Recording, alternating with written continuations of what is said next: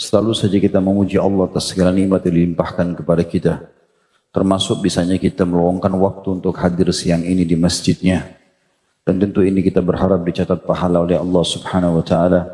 Semoga saja seluruh amal yang pernah kita kerjakan, yang sedang kita kerjakan dan akan kita kerjakan sampai menjelang ajal nanti diterima dengan pahala yang sempurna. Dan semoga dosa semua yang kita kerjakan juga dimaafkan oleh Allah Subhanahu wa Ta'ala dan diganti menjadi pahala. Alhamdulillah ala kulli hal. Selanjutnya kita panjatkan salam hormat kita kepada Nabi besar Muhammad sallallahu alaihi wasallam, orang yang telah Allah perintahkan untuk mengucapkan salam hormat kepadanya dan tentu berharap Allah balas dengan satu kali salam hormat ini dibalas dengan 10 kali tambahan rahmat, dan Allah tidak akan pernah memungkiri janjinya.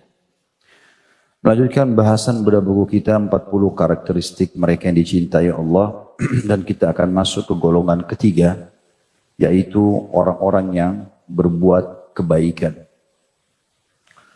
Teman-teman sekalian, dalam pembukaannya adalah setiap orang di antara kita harus menjadikan tolok ukur kebaikan itu apa yang dianggap baik oleh Allah dan Rasulnya, dan bukan sesuai apa yang ada terlintas di benak dia.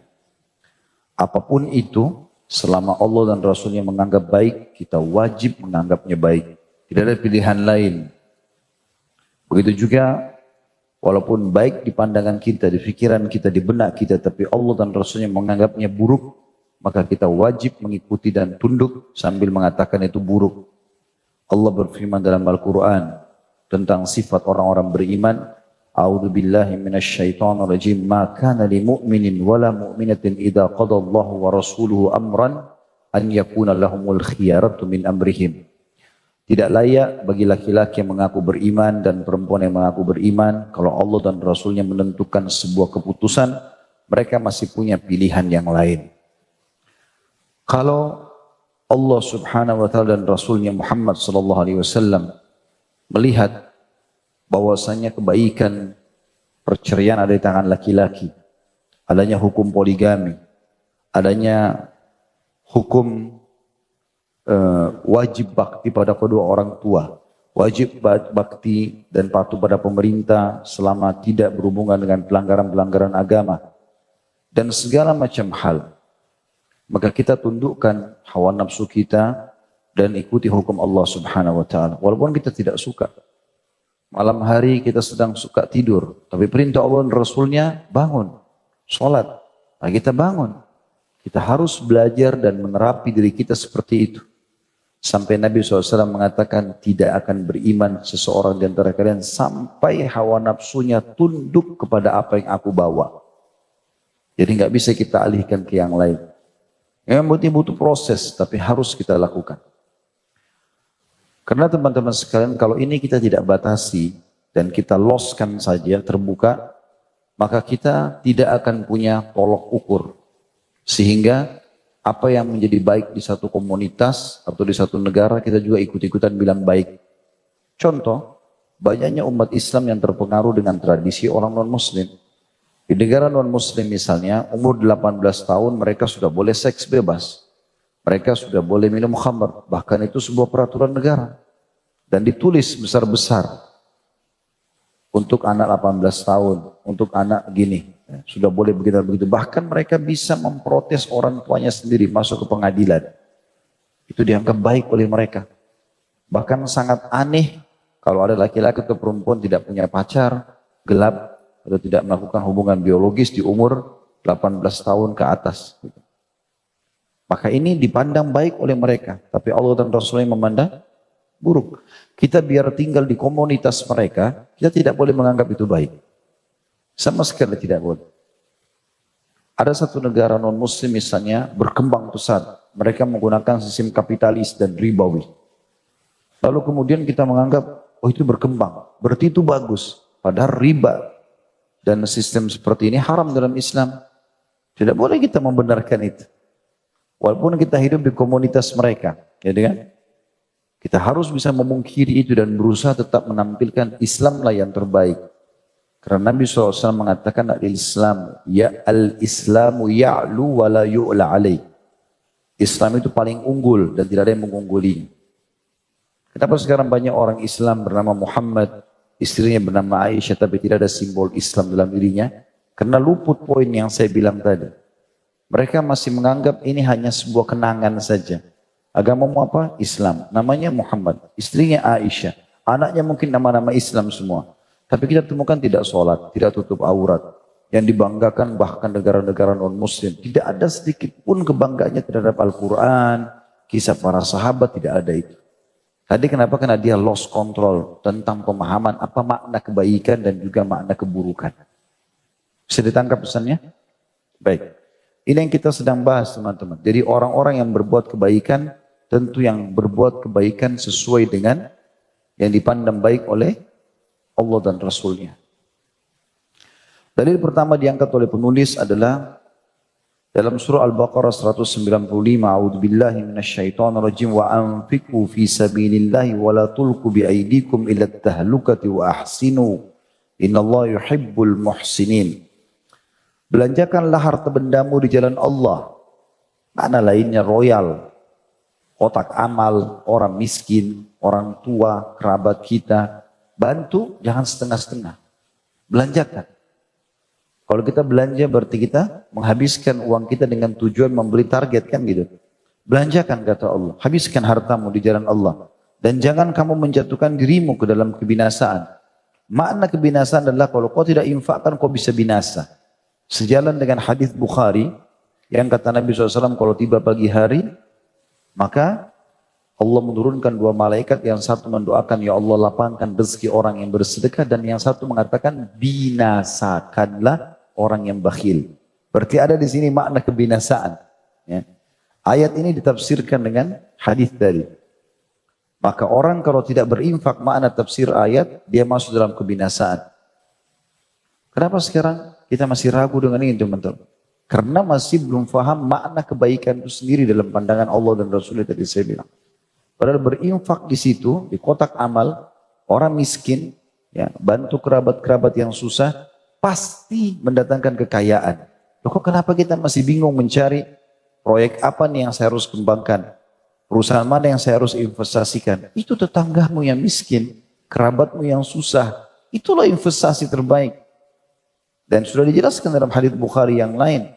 Allah berfirman, kata Nabi SAW, hadis Qudsi, Allah berfirman, ya bena Adam, anfik, unfik alaik. Wahai anak Adam, berinfaklah di jalanku, aku pasti berinfak kepadamu. Allah sang pencipta langit dan bumi, yang memiliki seluruh kekayaan langit dan bumi, menjanjikan itu kepada kita. Kenapa teman-teman kita kerja di perusahaan yakin kita akan digaji akhir bulan? Hanya kena percaya sama pemilik perusahaannya? Itu manusia. Bisa benar, bisa menipu. Tapi Allah Subhanahu wa taala, zat yang maha sempurna, satu-satunya pemberi rezeki, pencipta seluruh makhluk, menjanjikan kepada kita, infak di jalanku, aku akan kasih kepada kalian. Itu kata kunci kekayaan. Kenapa masih sedikit orang melakukannya? Padahal ini sudah jelas resepnya. Allah bilang, belanjakan hartamu di jalan Allah. Dan jangan menjatuhkan dirimu dalam kebinasaan. Pelit. Dan berbuat baiklah. Apa yang semua dianggap baik oleh Allah dan Rasulnya, lakukan. Sesungguhnya Allah menyukai orang-orang yang berbuat baik. Allah juga berfirman dalam surah Al-Imran 133, 134. Ini subhanallah ayat-ayat Al-Quran yang saya pribadi sangat suka saya ulang-ulangin gitu. Sering saya baca. Karena ini janji-janji Allah yang luar biasa gitu. Allah berfirman, a'udzubillahi minasyaitonirrajim wasari'u ila maghfiratin min rabbikum wa jannatin arduha as-samawati wal ardu iddat lil muttaqin alladzina yunfikuna fis sarra'i wad dharra'i wal qadhimina al ghaidha wal 'afina 'anil nas wallahu yuhibbul muhsinin. Bersegeralah kamu kepada ampunan dari Rabbmu. Kalau kau punya dosa, taubat segera. Dan setelah itu sibukkan diri dengan amal saleh. Kejar surga yang luasnya seluas langit dan bumi. Apapun orang mau katakan, tidak usah peduli. Saya mau mati sendirian, saya akan masuk, dihisap sendirian, dan saya akan masuk ke surga atau ke neraka sendirian. Pikirkan itu. Terus terpengaruh dengan perkataan orang. Kita punya batas waktu ajal. Orang mau bicara apa terserah, selama kita benar jalani. Allah bilang, dan kejar surga setelah itu, luasnya seluas langit dan bumi, yang disediakan untuk orang-orang yang bertakwa, orang yang patuh. Siapa mereka ya Allah? Kami mau menjadi orang-orang ini. yang sibuk bertaubat, sibuk juga mengejar surga, yaitu Allah sebutkan ciri-ciri mereka. Orang-orang yang menafkahkan hartanya, baik di waktu lapang maupun sempit. Sekali lagi, sedekah, infak.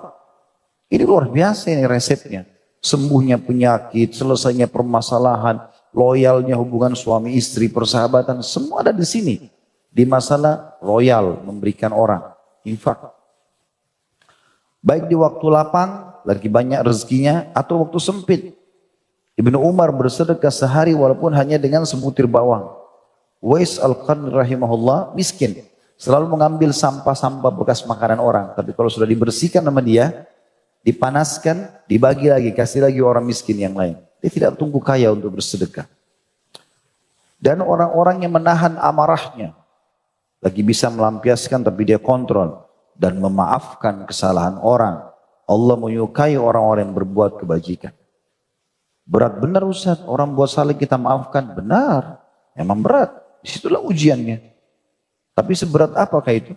Seberat antum memikul gunung? Seberat antum menahan lapar? Enggak kok. Orang kita tinggal maafin, sudah kita enggak ada dia, anggap enggak pernah terjadi, selesai. Apanya yang susah?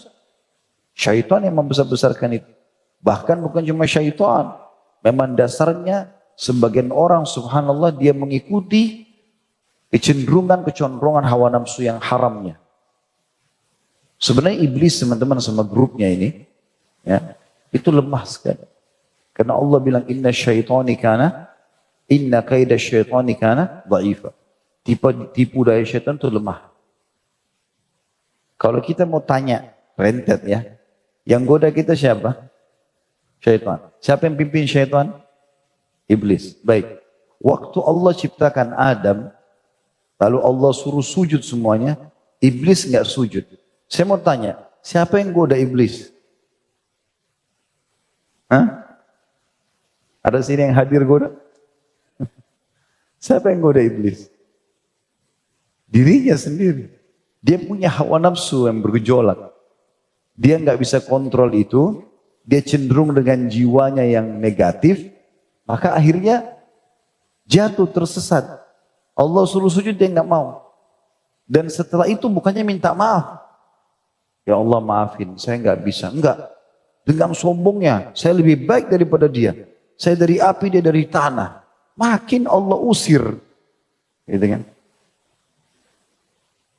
Kalau teman-teman mau lebih dalam masalah ini, waktu orang-orang Quraisy berusaha untuk berkumpul, mencari jalan untuk membunuh Nabi SAW, untuk menyelesaikan urusan dengan Nabi SAW gitu. Kumpul semua. Kata Nabi SAW dalam hadis Bukhari, Nabi ceritakan. Berkumpul bersama mereka seorang kakek tua dari Najd. Najd itu wilayah di ujung Jazirah Arab, di utara Jazirah Arab. Antara Irak sama Saudi sekarang. Maka datang seorang kakek dari Najd dan ketahui itu adalah iblis yang menjelma jadi manusia. Ikut dalam majelisnya Quraisy. Ingin ngatur tipu daya. Apa ini? Apakan? Setiap kali ada orang Quraisy menyampaikan sesuatu, lakukan ini, lakukan itu, maka yang terjadi oleh iblis ditepis. Oh nggak bisa, itu nggak bagus, itu gini. Sampai Abu Jahal bicara. Abu Jahal Fir'aunnya umat ini, yang meninggal dalam keadaan kafir. Apa dia bilang? Lebih baik kita ambil dari setiap suku anak-anak muda yang kuat-kuat, yang ahli main pedang, gitu kan? Punya kedudukan di sukunya. Kemudian kita ambil sekian puluh orang, bersamaan mereka menghantamkan pedangnya ke Muhammad. Sehingga pada saat Muhammad meninggal, darahnya menyebar di semua suku. Jadi sukunya Muhammad gak bisa balas. Ini pemikirannya Abu Jahal, gak ada di benaknya iblis. Ya, apa kata iblis waktu itu? Kata Nabi SAW, iblis mengatakan apa? Ini baru pendapat. Jadi jangan pernah membahasakan, oh syaitan itu besar, syaitan begini dan begitu. Kalau seperti yang antum bayangkan, bisa gak gara-gara antum duduk di sini belajar? Bisa kita sholat, bisa kita menikah, bisa kita sedekah, bisa baca Quran, tidak bisa. Pasti kita semua diikat akhirnya sama syaitan. Gak bisa buat apa-apa. Tapi syaitan lemah. Masalah paling besar diri antum sendiri. Allah mengatakan fa'alhamaha fujuraha wa taqwaha. Allah kasih potensi berbuat jahat, Allah kasih potensi berbuat baik. Nah, tapi potensi berbuat jahat harus kita redam. Allah suruh kita meredamnya. Seperti itulah ya. Syaitan hanya menunggangi potensi itu. Nah, kita harus hati-hati teman-teman sekalian. Nah, di antara yang memang kita harus kontrol adalah mengontrol emosi. Itu semua masalah jiwa. Dan rupanya sama syaitan. Syaitan tunggangin saja itu. Allah bilang mereka adalah orang-orang yang menahan amarahnya, memaafkan kesalahan orang, dan Allah menyukai orang yang berbuat kebajikan. Juga Allah berfirman di dalam surah Al-Imran 148, A'udzu billahi minasyaitonir rajim. Bismillahirrahmanirrahim. Fa'atahumullahu thawabad dunya wa husna thawabil akhirah. Wallahu yuhibbul muhsinin. Karena itu Allah memberikan kepada mereka pahala di dunia dan pahala yang baik di akhirat. Siapa orang beriman? Orang beriman itu di dunia bahagia, di akhirat bahagia. Kita di sini bisa makan, bisa minum, bisa bekerja. Silakan kejar prestasi terbaikmu di dunia. Titel tertinggi, harta terbanyak, pasangan yang sempurna, anak-anak yang banyak. Selama halal silakan. Islam nggak pernah menahan itu. Dan di akhirat juga mendapatkan yang terbaik. Itu orang beriman. Dan Allah menyukai orang-orang yang berbuat kebajikan. Juga dalam Al-Maidah ayat 13 penulis mengangkat dalil selanjutnya, A'udzubillahi minasyaitonirrajim fa'fu anhu wasfah. Innallaha yuhibbul muhsinin. Maafkanlah mereka hai Muhammad dan biarkan saja mereka. Kalau kau sudah nasihatin tuh orang kafir, sudah nasihatin tuh orang munafik, dia nggak mau dengar, biarkan saja. Dan Allah menyukai orang yang berbuat baik. Artinya biarkan dia menilai dirinya sendiri buruk, kau jangan ternilai buruk. Saya pernah bahasakan itu, jangan pernah balas keburukan dengan keburukan. Jangan balas misalnya bohong dengan bohong, ghibah dengan ghibah, fitnah dengan fitnah, tidak usah. Biarkan mereka buruk, kita tidak usah buruk. Waktu Nabi SAW berusaha atau disakiti oleh orang-orang munafik, banyak sahabat yang bilang, ya Rasulullah, izinkan saya menebas lehernya, izinkan saya menebas lehernya. Waktu Umar bin Khattab mengatakan, Khalid bin Walid pernah mengatakan, dan beberapa sahabat pernah mengatakan, kata Nabi SAW, jangan. Nanti orang-orang bilang Muhammad membunuh sahabat-sahabatnya. Apa maknanya? Mereka berbuat buruk akan kebongkar kok sendiri kedoknya. Jangan kita dinilai buruk. Tidak usah buat kesempatan orang menilai kita buruk. Itu maknanya.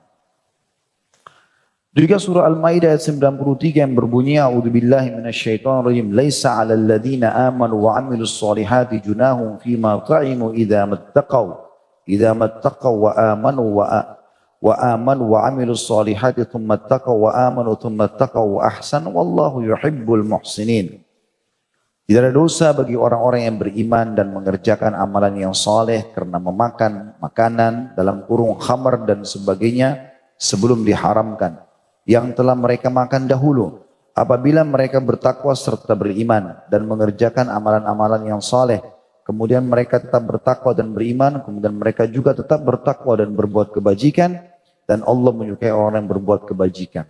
Ini maknanya kalau orang bertanya masa lalunya, saya masa lalu dulu dia pernah khamar, berzina, membunuh segala macam, sekarang taubat, Allah maafin enggak? Allah jawab dalam ayat ini. Allah jawab dalam ayat ini bahwasanya mereka tidak ada masalah dengan masa lalunya.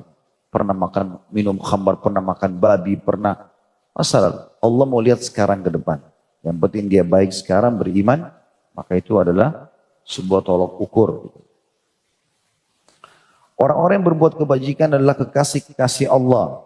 Mereka adalah orang-orang yang berbuat baik dalam urusan antara mereka dengan Allah. Dan berbuat baik dalam urusan antara mereka dengan hamba Allah. Jadi teman-teman, kita harus jadikan tolok ukur begini. Tidak usah lihat siapa yang sedang kita interaksi dengannya. Mau orang tua, laki-laki, perempuan, anak-anak, muslim, bukan muslim. Tidak usah lihat itu.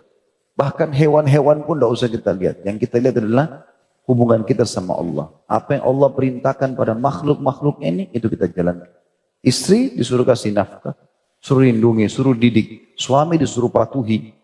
Orang tua disuruh bakti, anak disuruh nafkahi dan seterusnya. Teman-teman disuruh kita berbuat baik. Kalau salah kita nasihati, kalau benar kita dukung. Sampai ajal kita datang. Urusan kita sama Allah. Gak usah lihat siapa yang kita berikan. Saya pernah bahasakan itu teman-teman. Bahkan kalau yang minta di depan kita seorang yang gila pun, kasih. Gak ada urusan kita sama gilanya. Tapi memberi makan adalah ibadah dalam agama Islam. Banyak orang subhanallah begitu orang gila lewat diolok-olok, caci maki, bahkan mungkin dilemparin. Dia juga manusia. Kebetulan saja Allah sedang menguji dia gitu. Kalau dia minta makan, kasih makanan. Gitu. Itu kebaikan dan Allah menilai kebaikan itu. Allah berfirman di dalam surah Luqman ayat 1 sampai ayat 5. A'udzu billahi minasyaitonir rajim. Alif lam mim. Tilka ayatul kitabil hakim. Hudan wa rahmatan lil muhsinin. Alladzina yuqimuna as-salata wa yu'tuna az-zakata wa hum bil akhirati hum yuqinun. Ulaika ala hudan min rabbihim wa ulaika humul muflihun. Alif lam mim. Inilah ayat-ayat Al-Quran yang mengandung hikmah.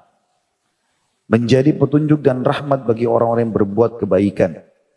Yaitu orang-orang yang mendirikan sholat, menunaikan zakat dan mereka yakin akan adanya negeri akhirat. Mereka itulah orang-orang yang tetap mendapat petunjuk dari Rabb-nya dan mereka itulah orang-orang yang beruntung. Ini semua tentu kebaikan-kebaikan yang sudah kita tahu ya. Masalah orang berbuat mendirikan sholat, mendirikan zakat dan juga selalu rindu terhadap akhirat. Sehingga dia selalu saja mengejar kebaikan-kebaikan. Juga Allah menjanjikan orang-orang yang bertakwa atau orang-orang yang baik dalam surah Az-Zariyat ayat 15 sampai 19. A'udzu billahi minasyaitonir rajim. Innal muttaqina fi jannati wa 'uyun akhidina ma atahumullah maaf saya ulangi.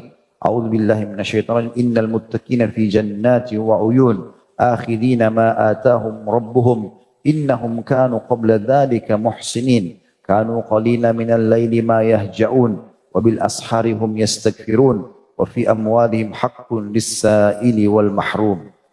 Sesungguhnya orang-orang yang bertakwa yang suka patuh kepada Allah berada di dalam taman-taman surga dan di mata-mata air sambil mengambil apa yang diberikan kepada Allah oleh Rabb mereka. Ini maksudnya dari rezeki, sesungguhnya mereka sebelum itu di dunia adalah orang-orang yang baik. Mereka sedikit sekali tidur di waktu malam. Maksudnya selalu tidak kehilangan sholat tahajud. Dan di akhir-akhir malam mereka memohon ampun kepada Tuhannya. Istighfar di waktu ashar, sahur, menjelang subuh ya. Dan pada harta-harta mereka ada hak orang yang miskin yang meminta. Dan orang miskin yang tidak mendapat bagian. Ini semua rincian daripada amal-amal baik, dirikan sholat, dirikan zakat, yang mengingat negeri akhirat, ya termasuk sholat malamnya, termasuk beristighfarnya dan seterusnya. Yang dimaksud dengan perbuatan baik hamba terhadap Allah adalah ikhlas dalam beribadah kepada Allah. Jadi kalau seandainya seseorang mau berbuat baik kepada Allah adalah dia mengikhlaskan dalam mengikuti ketaatan kepada Allah Subhanahu wa taala. Allah berfirman, Allah tidak membutuhkan apapun pengorbanan kita kecuali keikhlasan saja. Dalam surah Al-Hajj ayat 37. A'udzu billahi minasyaitonir rajim. La yanalallahu luhumuha wala dimahuha. La yanalallahu luhumuha wala dimahuha walakin yanalut taqwa minkum. Kadzalika sakhkharaha lakum litukabbirullaha ala ma hadakum wa basyiril muhsinin. Daging-daging unta dan darahnya itu sekali-kali tidak dapat mencapai keridhaan Allah. Tetapi ketakwaan dari kamulah yang dapat mencapainya. Demikianlah Allah telah menundukkannya untuk kamu. Supaya kamu mengagungkan Allah terhadap hidayahnya kepada kamu. Dan berilah berita gembira atau kabar gembira kepada orang-orang yang berbuat baik. Maksudnya adalah orang-orang yang mengikhlaskan diri di dalam beribadah kepada Allah Subhanahu wa ta'ala.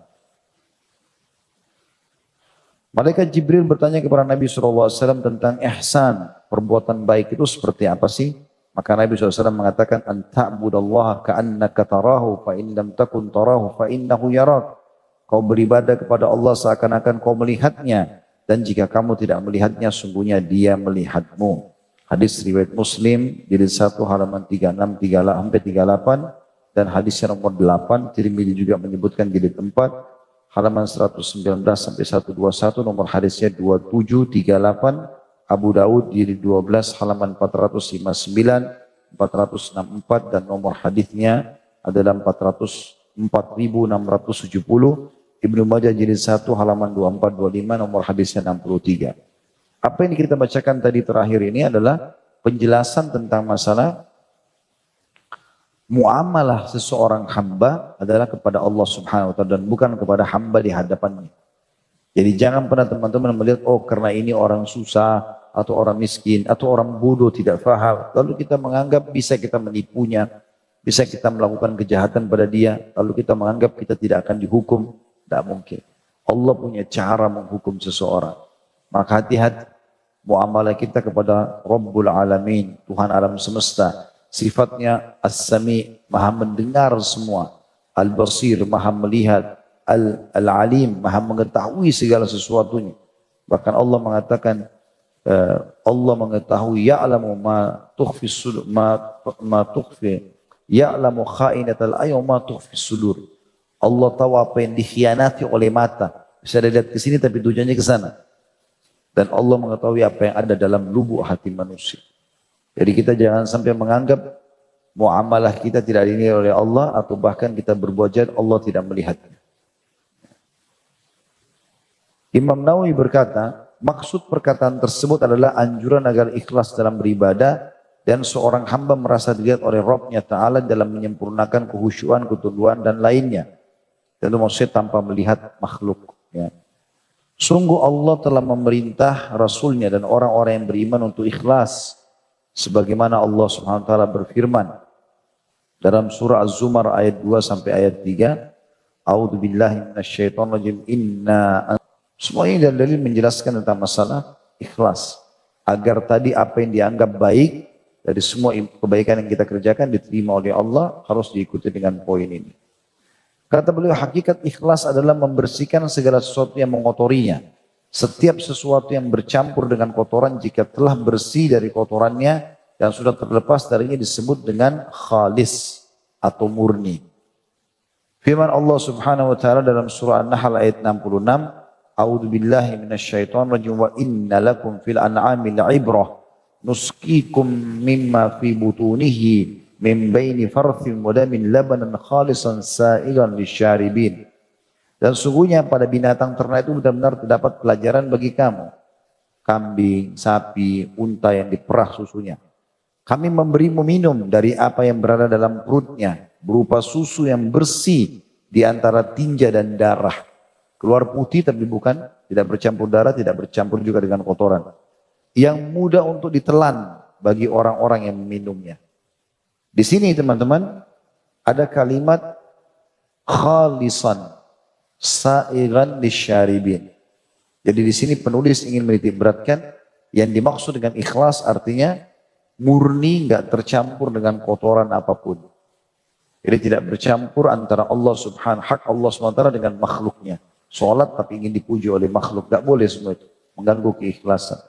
Dan ini semua orang Arab membahasakan kalau ada satu cairan atau benda yang tidak bercampur dengan kotoran atau sudah dibersihkan dari kotoran dibahasakan dengan khalis.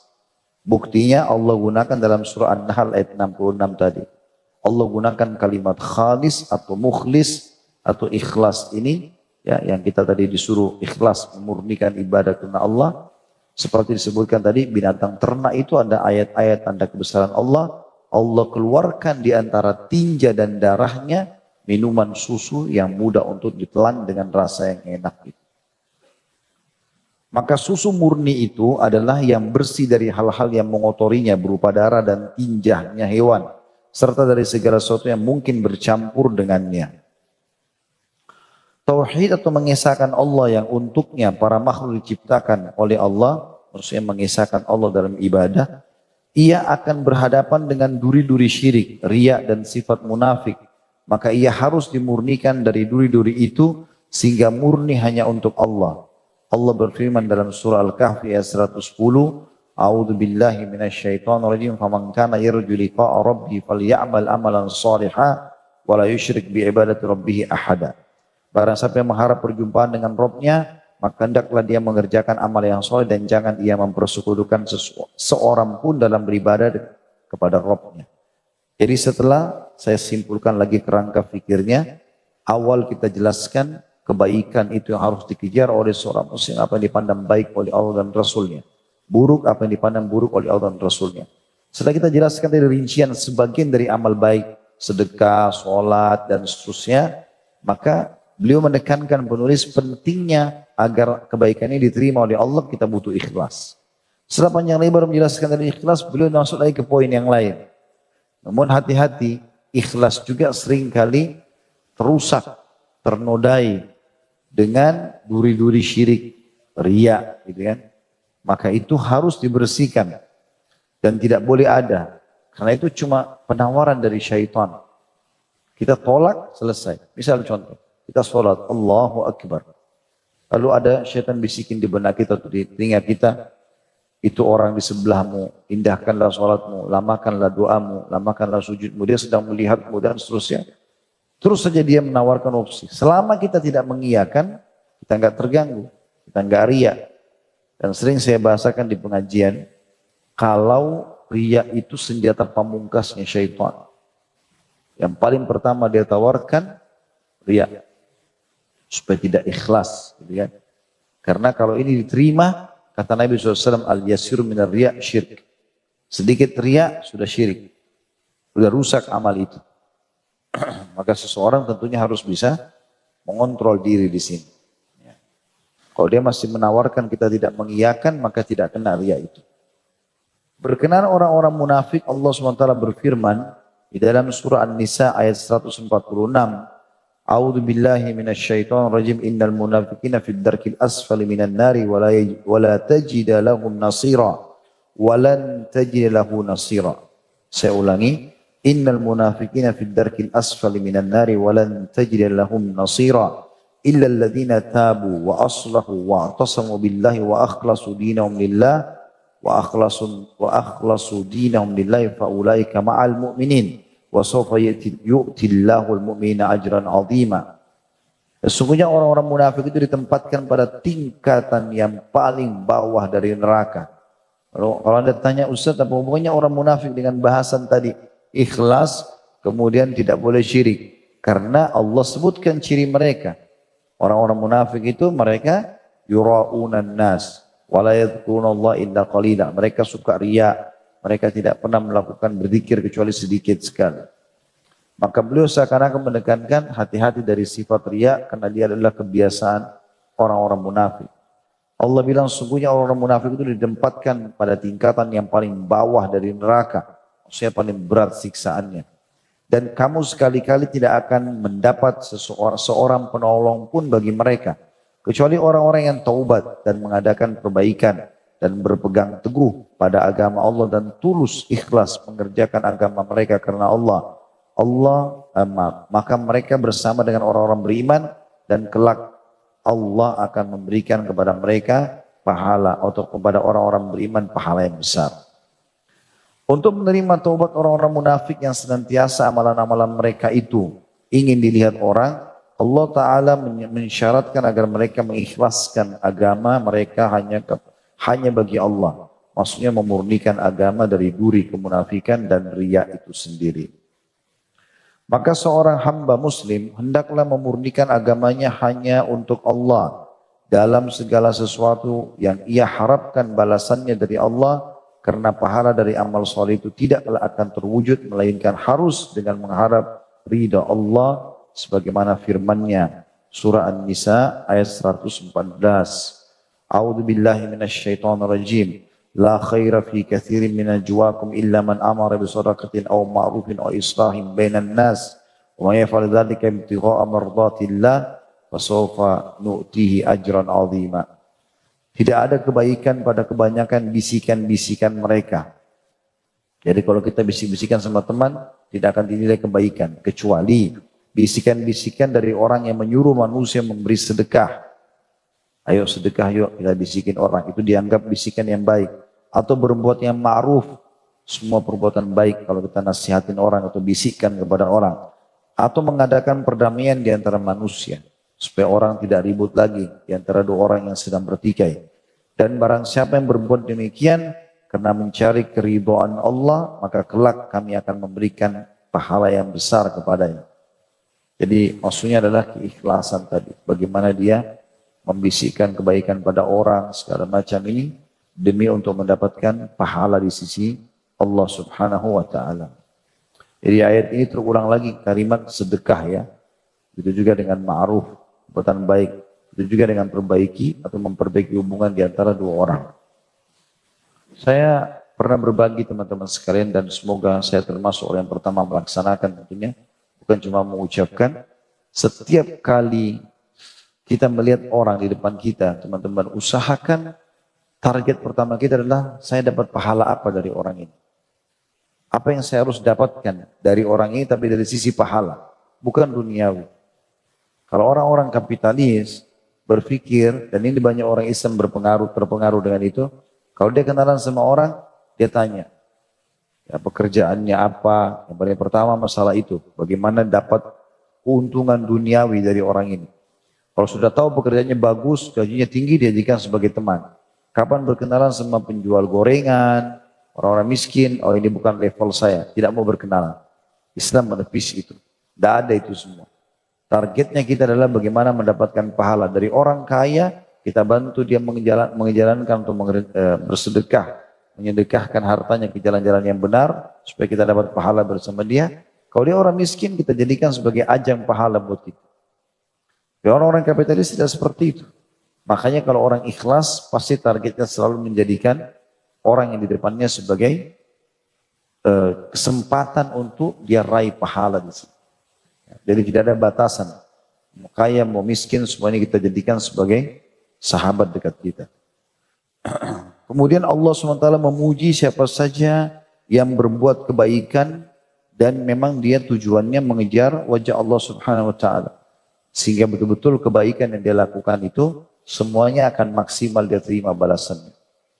Allah sebutkan dalam surah Al-Insan ayat 7 sampai ayat 11, A'udzu billahi minasyaitonir rajim, yufuna bin nadri wa yakhafuna yawman kana syarruhu mustatira wa yut'imuna at-ta'ama ala hubbihi miskinan wa yatiman wa asira innama nut'imukum liwajhillahi la nuridu minkum jazaa'an wala syukura inna nakhafu min rabbina yawman abusan qamtarira wa waqahumullahu syarra dhalikal yawm وَوَقَاهُمُ شَرَّ ذَلِكَ الْيَوْمِ وَلَقَّاهُمْ نَضْرَةً وَسُرُورًا.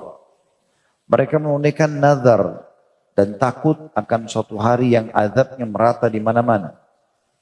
Maksudnya mereka kalau sudah nazar, niat untuk menjalankan sesuatu karena Allah kabulkan permintaannya, mereka jalankan. Dan mereka selalu takut dihisab pada hari kiamat.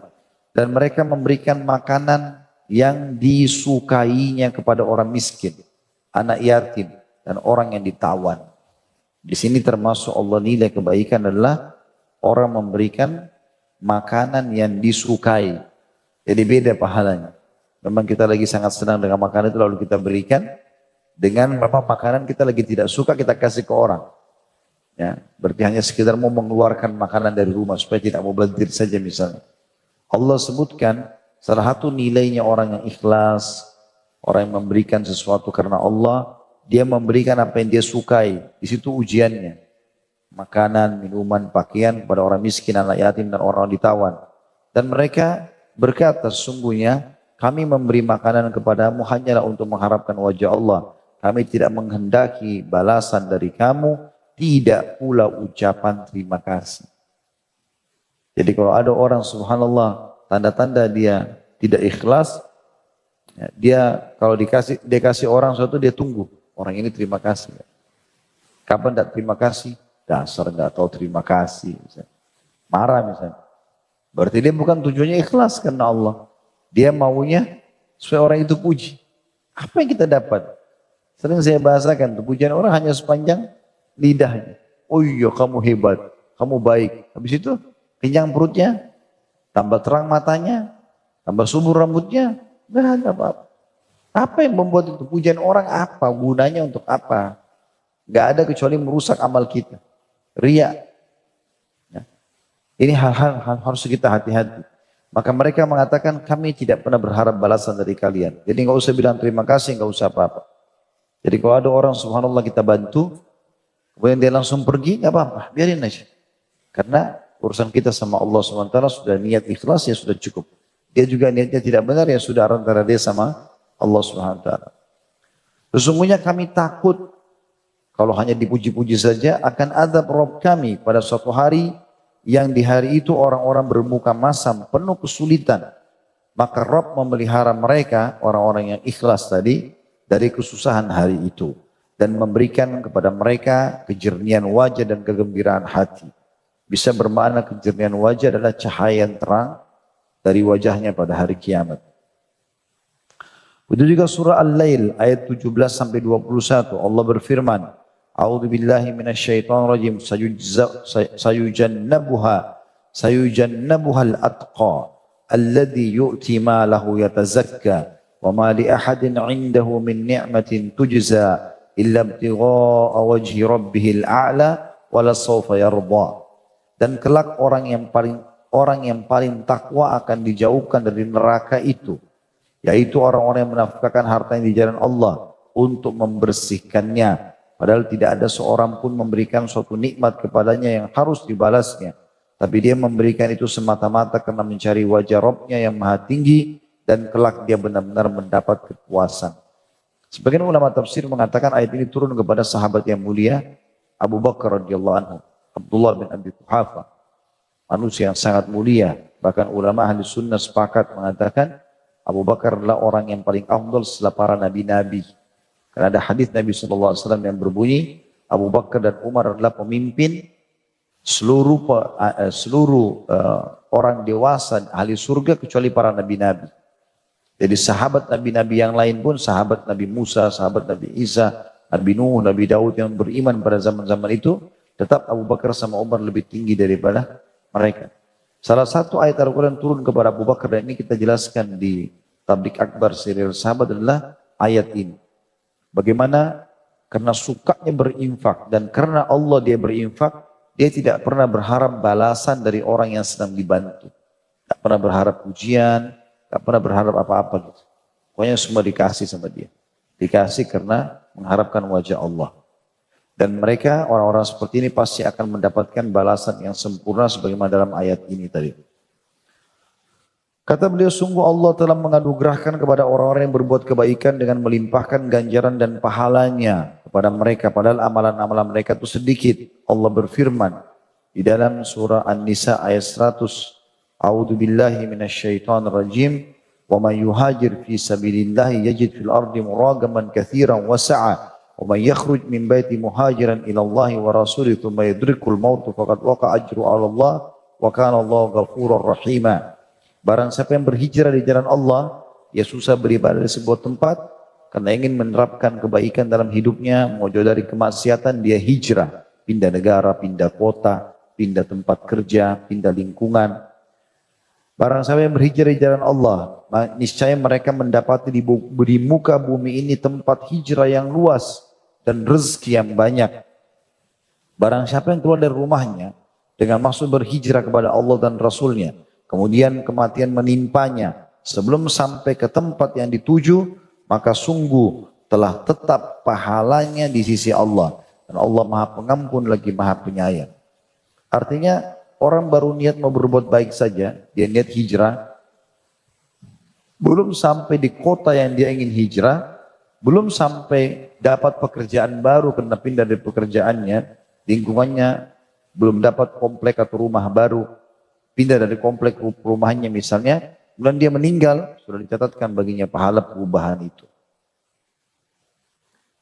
Itu semua adalah ayat-ayat Al-Quran. Sekarang penulis mulai masuk ke dalam hadis-hadis Nabi alaihi salatu wassalam. Hadis yang pertama adalah tentang mudahnya orang berbuat kebaikan dan bagaimana kita dimotivasi untuk selalu sibuk dengan kebaikan. Kalau tidak bisa langsung eksekusi perbuatan itu, maka kita niatkan. Dari Jabir bin Abdullah radhiyallahu anhu dia berkata, kami bersama Nabi SAW dalam satu peperangan, lalu beliau bersabda, Inna bil madinati la rijala, masirtum masirah, wala qata'tum wadiyah, illa kanu ma'akum habasahumul marad. Sesungguhnya di Madinah sekarang, karena mereka sudah tinggalkan Madinah sudah jauh, mereka lagi pergi berjihad sama Nabi Muhammad SAW lagi. Nabi bilang waktu lagi istirahat, sekarang ini di Madinah ada orang-orang yang mana kamu ya Tidaklah berjalan dalam satu perjalanan atau melewati suatu lembah, melainkan mereka ikut serta bersama kalian dalam memperoleh pahala. Namun mereka terhalangi sakit. Hadis riwayat Muslim, jilid 3 halaman 1518, nomor hadisnya 1919. Jadi kalau orang tetap semangat ingin mengerjakan satu kebaikan sebagai bentuk balasan yang dari Allah yang baik, dia tidak bisa lakukan, dapat pahala. Jadi rupanya waktu itu Nabi SAW pergi jihad. Semua banyak sahabat bersemangat pergi karena setiap langkah dapat pahala. Debu medan perang pun sudah cukup untuk mengharamkan dari api neraka. Karena dalam hadis riwayat Muslim kata Nabi SAW, makbarra qadama abdin sabilillah fatamassuhun nar. Dua telapak kaki yang tersentuh debu medan perang tidak akan disentuh oleh api neraka. Dan banyak keutamaan jihad yang lain. Tapi subhanallah Nabi ingatkan sahabat-sahabat waktu itu. Di Madinah sekarang ada laki-laki yang tidak bisa ikut dengan kalian. Tapi tidak ada satupun pahala yang kalian dapatkan dari setiap langkah, dari menyerang musuh dan seterusnya. Kecuali mereka ikut bersama kalian. Karena mereka tidak bisa ikut, punya udzur sakit. Jadi kan? Kemudian juga dalam riwayat lain Anas bin Malik radhiyallahu anhu berkata, bahwa Nabi SAW dalam satu peperangan bersabda, inna aqwaman bil madinati khalfana ma salakna syi'ban wala wadiyan illa wahum ma'ana fihi habasahumul udur. Sesungguhnya di Madinah ini ada beberapa kaum di belakang kita yang mana tidaklah kita melewati satu jalan di lereng gunung maupun lembah, melainkan mereka ikut serta bersama kita dalam memperoleh pahala, namun mereka terhalangi oleh uzur. Hadis riwayat Bukhari di jilid 6 halaman 46, 47 dan juga nomor hadisnya 2839. Ini mirip dengan tadi ya. Jadi kalau seseorang tidak bisa melakukan perbuatan baik, minimal diniatkan. Tapi memang betul-betul punya uzur ya. Tidak bisa ikut jihad, belum bisa haji, belum bisa bangun masjid. Kayak teman-teman masuk di tempat seperti ini. Bukan cuma sekedar masuk sholat. Tapi pikir berapa banyak pahalanya orang yang sempat bangun masjid ini. Belum pengajiannya, belum sholat 5 waktunya. Ya, belum mungkin orang buka puasa, belum orang membaca Quran, belum banyak sekali. Maka bukan cuma sekedar masuk di situ. Tapi niatkan, kalau seandainya Allah berikan saya kesempatan seperti orang ini, saya akan buat yang sama. Harusnya begitu.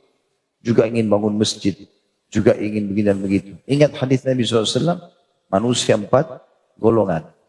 Yang pertama adalah orang yang paling baik. Allah kasih ilmu dan harta. Udah pinter, agama, kaya. Ini orang terbaik. Dan teman-teman perlu jadikan sebagai doa. Ya Allah karuniai aku ilmu dan harta. Selalu jadikan doa begitu. Jadikan doa kita supaya Allah berikan kita kebaikan ini bergabung dua-duanya. Sudah kaya berilmu. Dan ini terbaik. Karena dia gunakan hartanya pada kebaikan. Gitu kan? Kata Nabi SAW, maka dia gunakan keduanya pada kebaikan. Lalu datang golongan yang kedua, ini Allah kasih ilmu tanpa harta. Dia pintar agama tapi miskin. Allah uji dengan miskin, tidak punya harta. Tapi dia bilang, ya Allah, kalau seandainya kau karuniakan aku seperti kau karuniakan pada si fulan, dia contohi orang yang pertama, maka saya akan buat sama. Kalau saya juga kaya, saya bangun masjid juga, saya akan pergi haji juga, saya akan hajikan orang, saya akan infak, saya akan begini dan begitu. Memang dia ikhlas karena Allah, maka kata Nabi, fahuma fi ajri sawa. Dua-duanya sama pahalanya. Padahal yang kedua ini nggak buat apa-apa. Hanya dengan niat tekadnya yang baik gitu kan. Orang golongan ketiga yang Allah kasih harta tapi tidak punya ilmu. Dia nggak tahu mana halal haram.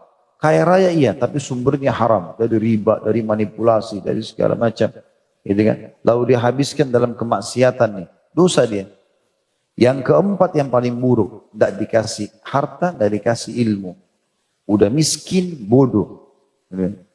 Ini luar biasa berkumpul. Ya. Kemudian yang uniknya, dia bukan contohi orang kedua sama orang pertama, tapi dia contohi orang ketiga. Yang sibuk habiskan hartanya pada kemaksiatan, diskotik, bar, karaoke, segala macam. Dibangun banyak-banyak sama dia gitu kan. Maka yang keempat ini bilang, dia lihat orang ketiga. Coba saya punya kesempatan seperti dia, saya akan buat yang sama. Maksudnya juga bangun diskotik segala macam. Kata Nabi, fahuma fi wazri sawa. Dua-duanya ini dosanya sama. Udah miskin, udah susah, tidur di pinggir got, ya. di pinggir sungai, tapi yang dia lihat orang kayanya yang maksiat. Lalu dapat dosa yang sama orang itu, gitu kan. Juga dalam hadis Nabi SAW yang masyhur, man hamma bihasanin falam ya'malha kutiba lahu hasanatun kamilah. Siapa yang baru niat mau mengerjakan kebaikan, Allah catatkan baginya pahala lengkap perbuatan itu. Fa in amilaha kutiba lahu asyra adhafiha. Kalau dia kerjakan dicatatkan baginya 10 kali lipat, ila sab'ami'a dhifin, bahkan kepada 700 kali lipat tergantung keikhlasannya. Jadi di sini karunia Allah yang luar biasa yang Allah berikan. Maka diniatkan. Teman-teman kalau lihat kerabatnya pergi haji, jangan cuma lewat. Betul-betul niat dalam hati. Kalau seandainya Allah kasih kelebihan begitu, saya juga mau buat. Maka kita dapat pahala haji. Ruginya apa dengan niat? Sampai sebagian salaf mengatakan, aku berharap punya niat di semua amal soleh. Walaupun aku tidak sempat melakukannya. Juga dalam hadis yang lain dari Abu Musa radhiyallahu anhu, beliau berkata, Rasulullah SAW bersabda, "Idza maridal abdu aw safara kutiba lahu mithlu ma kana ya'malu muqiman sahiha." Apabila seorang hamba terkena sakit atau dalam safar, bepergian, maka dituliskan baginya pahala seperti yang ia kerjakan di waktu mukim, tidak musafir dan lagi sehat. Hadis ini riwayat Bukhari, jilid 6 halaman 136, nomor hadisnya 2996.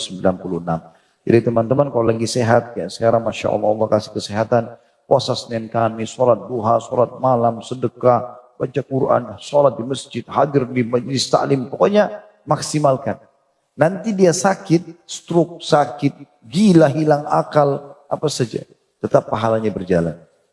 Walaupun dia tidak bisa kerjakan. Karena di sini dikatakan, apabila seorang hamba tertempa sakit, stroke, lumpuh, ya, apa saja, atau hilang akal, atau bepergian, safar, karena kan dia pasti jamak qasar, mungkin dia kehilangan sholat qabliyah, sholat ba'diyah, gitu kan? Mungkin dia tidak bisa puasa dan seterusnya, maka dituliskan baginya pahala seperti yang ia kerjakan di waktu mukim dan sehat. Hadis selanjutnya dari Abu Kabsha Al-Ammari radhiyallahu anhu, bahwasanya dia telah mendengarkan Rasulullah SAW bersabda, "Innamad dunya li arba'a nafar, abdin razaqahullahu malan wa ilma, wa huwa yattaki fihi rabbahu wa yasilu fihi rahimah. ويعلم لله في حقا وهذا بأفضل المنازل وعبد رزقه الله علما ولم يرزقه مالا وهو صادق النية يقول لو أن لي مالا لعملت بعمل فلان وهو بنيته فأجرهما سواء وعبد رزقه الله مالا ولم يرزقه علما وهو يخبط في ماله بغير علم ولا يتقي فيه ربه ولا يصل فيه رحمه ولا يعلم لله فيه حقا فهذا بأخبث المنازل وعبد لم يرزقه الله مالا ولا علما وهو يقول لو أن لي مالا لعملت فيه بعمل فلان وهو بنيتي فوزرهما سواء." Ini sebenarnya hadis yang panjang lebar, hadis riwayat Tirmidzi di jilid 3 halaman 385 nomor 2427, Ibnu Majah jilid 2 halaman 1413 nomornya 4228. Sudah kita sebutkan tadi ya. Tapi ini lafaz jelasnya atau lengkapnya. Kata Nabi SAW, sungguhnya dunia hanya dimiliki oleh 4 orang. Atau hanya ada 4 orang ini. Yang pertama, hamba yang diberikan rezeki oleh Allah berupa harta dan ilmu. Kemudian ia menggunakannya untuk ketakwaan kepada Rabb-Nya. Selalu dalam kepatuhan. Menghubungkan tali kekerabatan dengannya. Dan mengetahui hak Allah di dalamnya, ada zakat, ada sedekahnya. Maka inilah kedudukan yang paling utama. Kedua, hamba yang diberikan rezeki oleh Allah berupa ilmu, namun tidak diberikan rezeki berupa harta. Lalu dia mempunyai niat yang benar dan berkata, kalaulah aku memiliki harta, sungguh aku akan berbuat seperti si fulan, golongan pertama tadi. Maka orang itu sesuai dengan niatnya, maka pahala keduanya adalah sama. Ketiga adalah hamba yang diberi rezeki oleh Allah berupa harta namun tidak diberikan rezeki berupa ilmu. Lalu ia sia-siakan harta tersebut tanpa ilmu. Tidak bertakwa kepada Rabb-Nya, tidak digunakan untuk silaturahim dan tidak mengetahui hak Allah di dalam hartanya. Maka hamba seperti ini berada di dalam kedudukan yang paling jelek. Dan keempat, hamba yang tidak diberi rezeki oleh Allah baik harta ataupun ilmu. Lalu ia berkata, kalau aku diberi harta, sungguh aku akan berbuat seperti si fulan. Maka orang itu, maksudnya orang ketiga tadi, maka orang itu sesuai dengan niatnya, maka dosanya keduanya sama. Begitu juga teman-teman sekalian kalau mau tidur malam, niat sholat tahajud. Tiap malam, jangan lewatkan itu. Kalaupun kita ketiduran kebablasan dapat pahalanya. Hadisnya ini disebutkan langsung. Abu Darda meriwayatkan radhiyallahu anhu secara marfu kepada Nabi SAW, beliau bersabda, man ata firasyahu wa huwa yanwi an yakuma fa yusalli min al-lail fa ghalabathu ainuhu hatta yusbih kutiba lahu ma nawa wa kana naumu sadaqatun alaihi min rabbih. Barang siapa yang mendatangi tempat tidurnya dan berniat akan bangun untuk sholat malam, lalu ia terlelap tidur sampai pagi, maka dituliskan pahala baginya karena niatnya tadi, pahala sholat malam, sedangkan tidurnya adalah sedekah robnya kepadanya. Hadis ini riwayat An-Nasai jilid 3 halaman 258, Ibnu Majah jilid 1 halaman 426, 427. Jadi di sini maksudnya adalah kalau dia tiduran tadi adalah Allah memang kasih dia. Ini mirip dengan hadis tentang masalah orang yang makan di bulan Ramadan tapi lupa. Memang dia tidak tahu, bukan pura-pura lupa. Jadi betul-betul lupa gitu. Kata Nabi SAW, siapa yang puasa kemudian dia makan sementara dia lupa, maka dia sebaiknya melanjutkan puasanya karena itu adalah kemudahan atau Allah yang memberikan dia makan. Seperti itulah. Dan yang lebih besar lagi keutamanya dari itu adalah bahwasanya Allah Ta'ala memberikan kepada orang-orang yang berbuat kebaikan pahala dan ganjaran terhadap perbuatan syahwat mereka dan permainan mereka yang mubah. Dari Sa'ad bin Abi Waqqas, bahwasanya Rasulullah SAW bersabda, innaka lan tunfika nafaqatan tabtagi biha wajha Allah illa ujirta biha hatta ma taj'alu fi imra'atik. Sesungguhnya tidaklah sekali-kali kamu memberi nafkah yang dengannya kamu mengharapkan wajah Allah, maksudnya yang ikhlas, melainkan pasti kamu diberi ganjaran sampai sesuatu yang kau letakkan di mulut istrimu.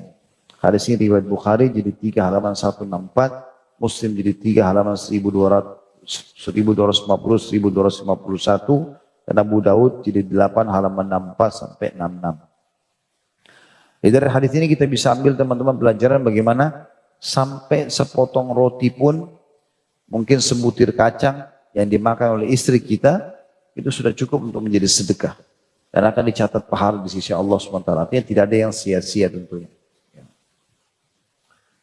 Juga dalam hadis yang disebutkan oleh Abi Dzar radhiyallahu anhu, bahwasanya ada beberapa orang sahabat Nabi yang berkata kepada Nabi SAW, "Dhahaba ahlud duthur bil ujur, yusalluna kama nusalli wa yasumuna kama nasum wa yatasaddaquna bi fuduli amwalihim." Qala awalaysa qad ja'alallahu lakum ma tasaddaqun inna bi kulli tasbihatin sadaqa wa kullu takbiratin sadaqa wa kulli tahmidatin sadaqa wa kulli tahlilatin sadaqa wa amrun bil ma'rufi sadaqa wa nahyun 'anil munkar sadaqa wa fi budi ahadikum sadaqa. Qalu ya Rasulullah ayati ahaduna syahwata wa yakunu lahu fiha ajr? Qala ara'aytum law wada'aha fi haram akana alaihi fiha wizr? Kadzalika idza wada'a fil halal kana lahu ajr. Orang-orang kaya, jadi sebagian sahabat-sahabat miskin datang mengeluh kepada Nabi SAW sambil berkata, orang-orang kaya telah pergi membawa banyak pahala. Mereka sholat sebagaimana kami sholat. Artinya kami miskin sholat, mereka juga kaya sholat. Berarti pahalanya sudah sama. Mereka berpuasa sebagaimana kami puasa. Mereka menyedekahkan sisa-sisa harta mereka yang kami tidak miliki itu. Berarti ada nilai plusnya orang kaya nih. Ya, karena mereka sedekahkan hartanya kepada kami. Kami nggak bisa balas itu. Maka Nabi SAW bersabda, bukankah Allah telah menjadikan bagi kalian sesuatu yang dapat kalian sedekahkan? Banyak kalian bisa dapat pahala sebagai sedekah. Jadi tidak harus duit yang dikasih gitu. Maka Nabi jelaskan, sesungguhnya dalam setiap tasbih kau bilang subhanallah dinilai sedekah. Dalam setiap takbir sedekah. Allahu Akbar. Dalam setiap tahmid, alhamdulillah, sedekah. Dalam setiap tahlil, la ilaha illallah, sedekah. Memerintahkan kepada kebaikan, mengingatkan orang untuk sholat, puasa dan seterusnya, sedekah. Mencegah kemungkaran adalah sedekah. Dan pada kemaluan salah seorang dari kamu ada sedekah. Atau adalah sedekah. Pahala besar. Mereka berkata, wahai Rasulullah, apakah jika seseorang dari kami melampiaskan syahwatnya, terpenuhi biologisnya, ia juga mendapatkan pahala? Kata Nabi SAW, apa pendapat kalian jika ia meletakkannya pada tempat yang haram? Apakah dia berdosa? Kalau zina dosa enggak? Maka para sahabat tentu mengatakan iya. Lalu Nabi SAW mengatakan, maka demikian juga jika ia meletakkan pada tempat yang halal, baginya pahala. Hadis riwayat Muslim di 2 halaman 697. Dan ini yang miskin ini orang-orang bujang ini. Ya. Dan gadis. Tidak ada tempat pelampiasan. Ya. Akhirnya mereka lampiaskan pada yang haram. Jadi orang miskin, di sini sahabat miskin nanya. Orang-orang kaya sedekah tuh. Bagaimana caranya kejar supaya kita dapat pahala mereka? Nabi bilang tidur sama istri. Di antara maknanya itu. Kalau kau biologis sama dia dapat kenikmatan, kau dapat pahala. Bisa ngejar pahala sedekahnya orang kaya. Seperti itu. Ya. Makanya sebagian salaf mengatakan bujang itu seperti sebuah benda yang dibawa oleh angin terpontang-panting sana sini. Enggak jelas arahnya. Seorang sahabat berkata, Abdullah bin Mas'ud kalau salah berkata radhiyallahu anhu, kalau seandainya umurku tinggal 10 hari, maka kalau aku tahu umurku tinggal 10 hari, aku tidak akan gunakan 10 hari itu kecuali ada istri di sebelah. Suapin makan dia dapat pahala, bercanda sama dia pahala, biologis sama dia pahala. La haula wala quwata illa billah terhadap bujang-bujang ini. Ya. Artinya bahwa seseorang itu selama ia telah menyerahkan dirinya kepada Allah dan mengikhlaskan niatnya karena Allah, maka semuanya gerakan, diam dan bangunnya akan dihitung sebagai langkah-langkah menuju keridhaan Allah. Sebagaimana sebagian ulama salaf berkata, sesungguhnya aku sangat menyukai jika dalam segala sesuatu aku berniat, baik dalam makan, minum, dan tidurku sampai masuknya aku ke kamar kecil. Dia semua bisa pahala.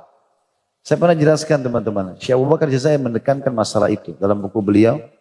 Rahimahullah dalam kitab Minhajul Muslim. Seingat saya itu yang pernah saya baca. Mungkin kalau di buku lain beliau sebutkan juga Allahu a'lam. Dan beliau mengatakan hal-hal mubah. Makan, minum, tidur, mandi. Mubah. Asalnya dilakukan tidak berdosa, tidak dilakukan juga ya tidak masalah. Tetapi, kecuali kalau kena wajib ya junub ataupun haid dan nifas misalnya. Tapi kalau enggak itu semua hukumnya biasa, mubah. Tapi bisa dialihkan menjadi sunnah. Makan daripada cuma sekedar hilangkan lapar, itu mubah.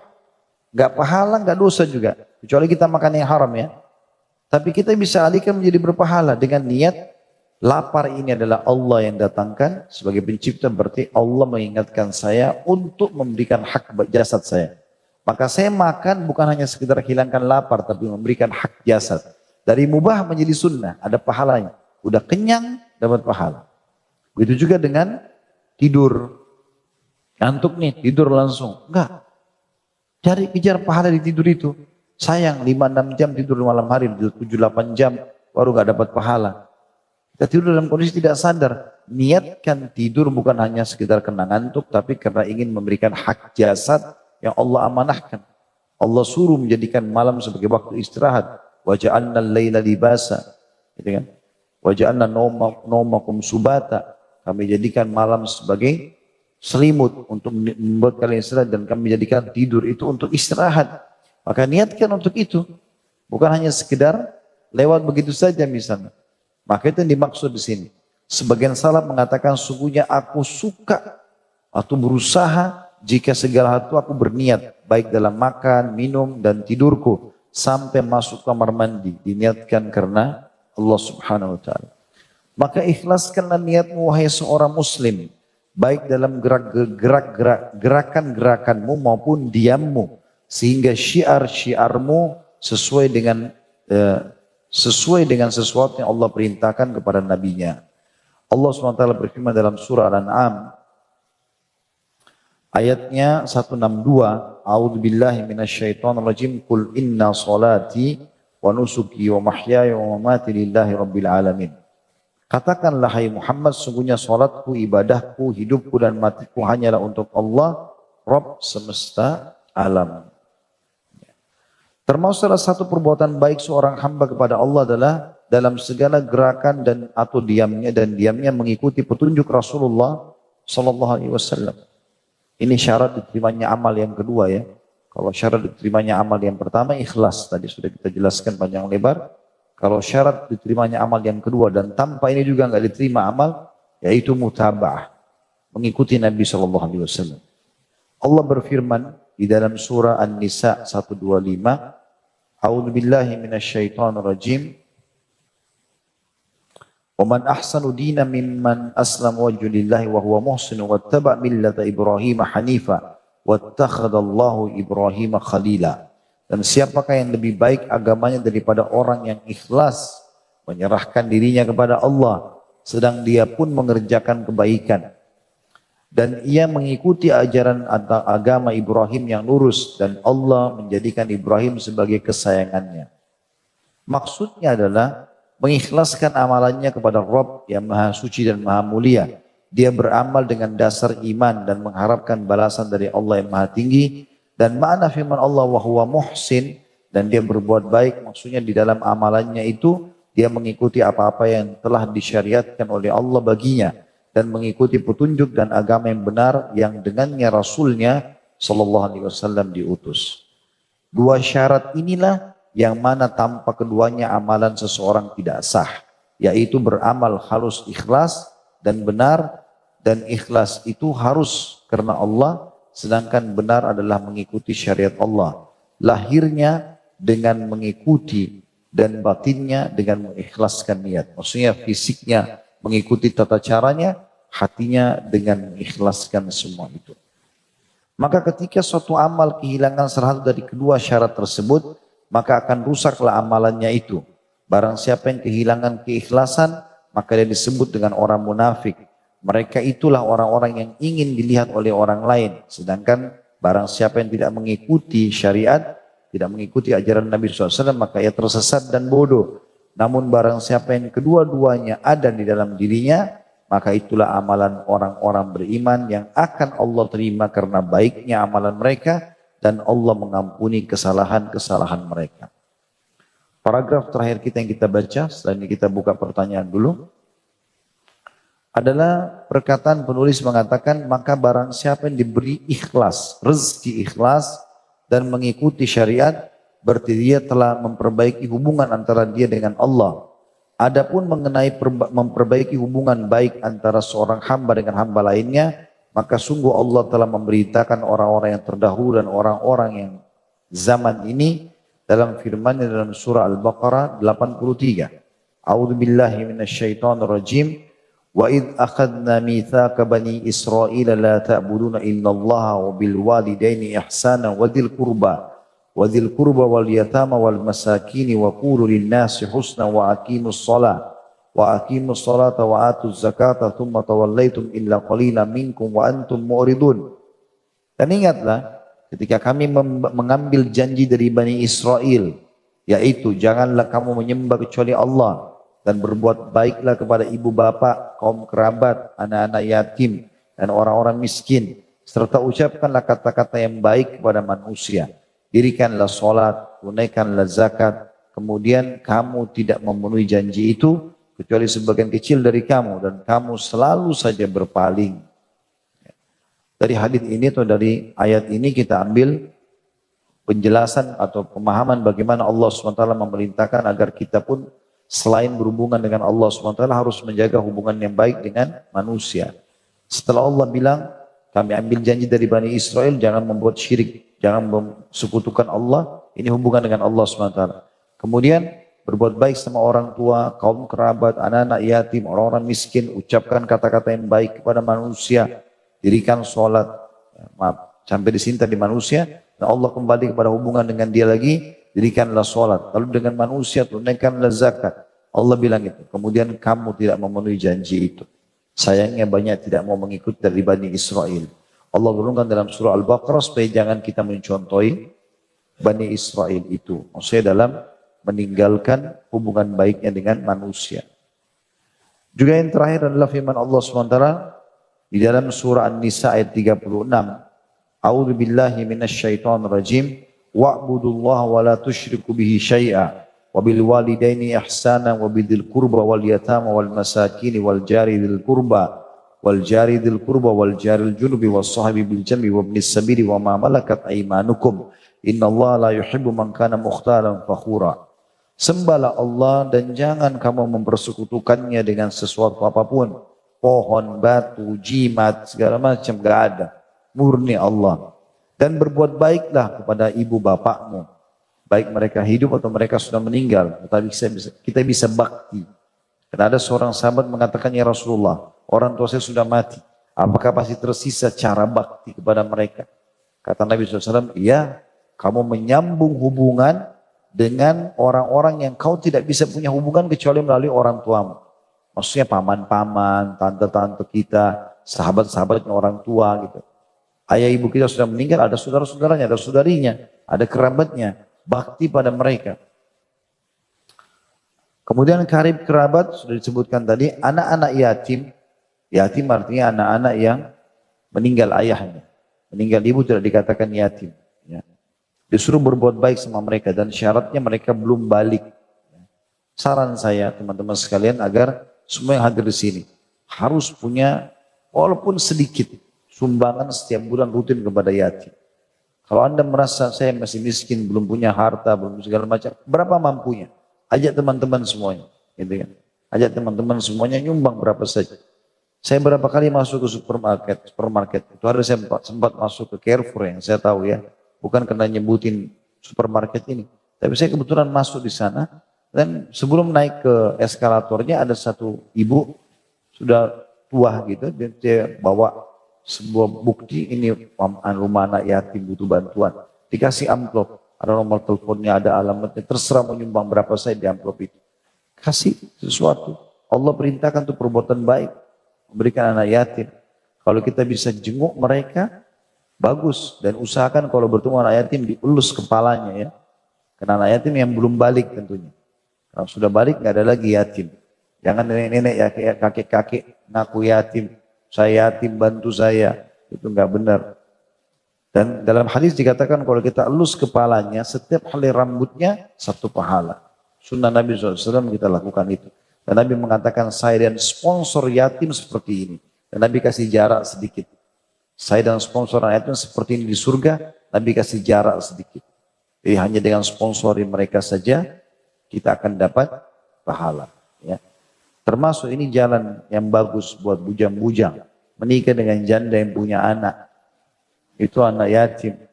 Kalau ayahnya sudah meninggal. Kalau ayahnya masih hidup bukan yatim.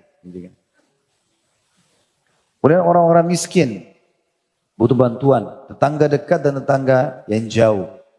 Kalau kita punya sesuatu, kita dahulukan tetangga. Dalam bab-bab di buku fikih dijelaskan ada sebuah bahasan al-jaru haqqu bis-saqabati jari. Tetangga dalam Islam lebih pantas mendapatkan penawaran tetangganya. Jadi kalau kita mau jual rumah, jual mobil, apa saja, maka pertama tetangga dulu. Dia nolak baru kita tawarkan orang lain.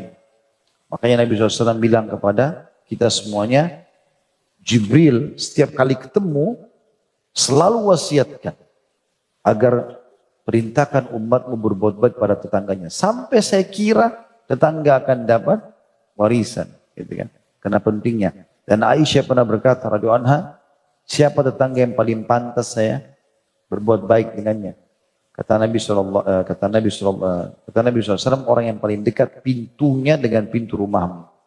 Yang didahulukan.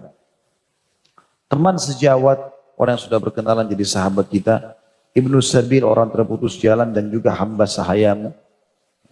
Sesungguhnya Allah tidak menyukai orang-orang yang sombong dan membangga-banggakan dirinya.